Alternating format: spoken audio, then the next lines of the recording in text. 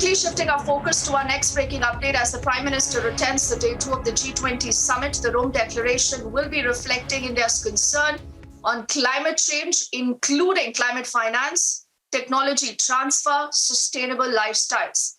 This is a quick update that we are learning as far as the big meeting of the Prime Minister and his address also at the G20 is concerned.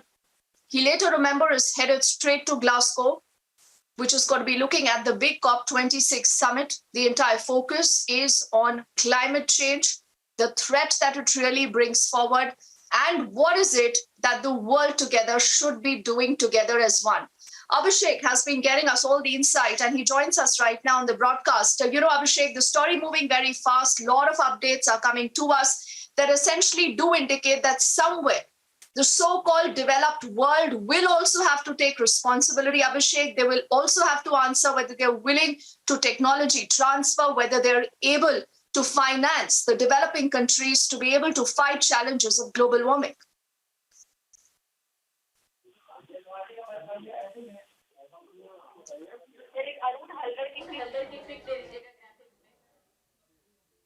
Abhishek, can you hear us? Yes, Deepti, if you're getting me, I just got connected, but I missed your question.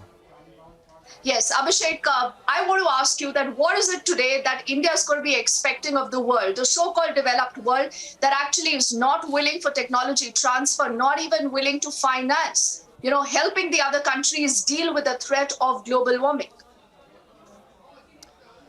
Deepti, as a build-up to this summit, I have been talking to, sources in the Ministry of Environment, even the Prime Minister's office, even the general establishment to get a sense of what is our view on COP26, the Conference of Parties 26 under the UN Framework Convention on Climate Change, which is the formal name for the climate summit that is happening at Glasgow. Beginning tomorrow. It's going to go on till 12th of November, but then the leaders' summit component happens tomorrow and day after, and it is expected that almost 120 heads of state or heads of governments would be participating. Now, what is important is that if you look at the history of this mechanism for the last 2 decades, it's almost become a talk shop without much progress in terms of substantial action on the ground. And that's something which is worrying the Indian establishment. Prime Minister Narendra Modi is someone who has been very passionately involved with this subject for at least 15 years now and more. And he wants the world also to realize that just talking about it does not help.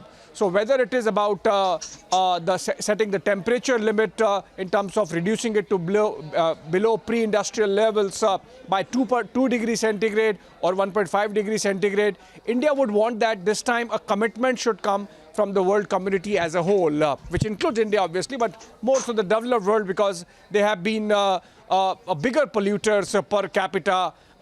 And then the issue of mitigation, the issue of technology transfer, the issue of climate finance, all these issues we have seen how while all these developed nations have really talked about it a lot, but not delivered on the ground. For example, during the Paris Accord, it was decided that the developed countries in the West would be giving $100 billion to the developing and poorer nations to tackle climate change.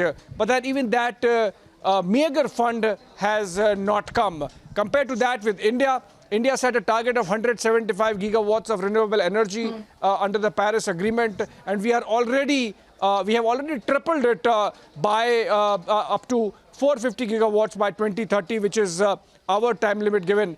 Apart from that, the issue of net emissions is going to be a hot topic of discussion over the next 2 days and indeed the 12 days of the summit. And that's where India is going to impress upon the subject or the issue of climate justice. Because if you look at it, if you go by per capita carbon dioxide emissions, India is the lowest in G20 countries, and that's something which has to be impressed upon. Some of it could get reflected in the Rome Declaration in a while from now, and much of it, of course, happens when Prime Minister travels to Glasgow tomorrow. Oh, yes. So I think between today and the next few days, Abhishek, there is obviously going to be that onus that will be put on the so-called developed world. And everyone today is watching because global warming is a reality. It's much closer home than we really think, Abhishek.